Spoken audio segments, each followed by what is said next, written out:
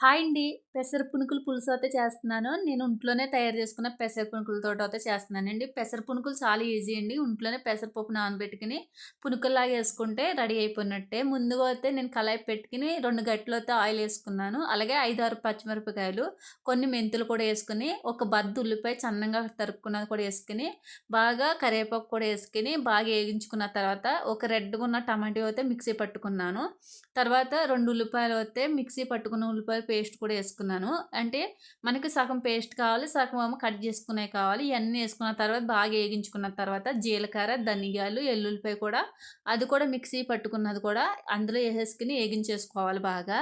మనకి ఎంత ఏగించుకుంటే అంత టేస్ట్ వస్తది. రుచికి సరిపడగా వస్తే సాల్ట్ కూడా యేసుకోవాలి.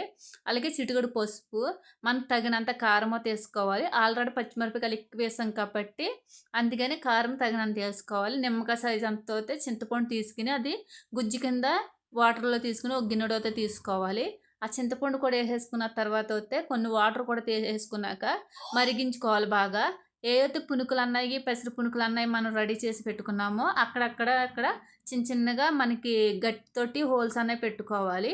ఎందుకంటే ఈ చింతపండు పులుపు అన్నది ఉప్పు, కారం కూడా ఆ పునుకులు పెసర పునుకులకన్నది లాక్కుంటదనమాట. కూరైతే చాలా టేస్టీగా ఉంటదండి. మనం చేపల పులుసు టేస్ట్‌లో వస్తదనమాట. ఈ వీడియో నచ్చితే లైక్ చేయండి. లాస్ట్‌న అయితే కొత్తిమీర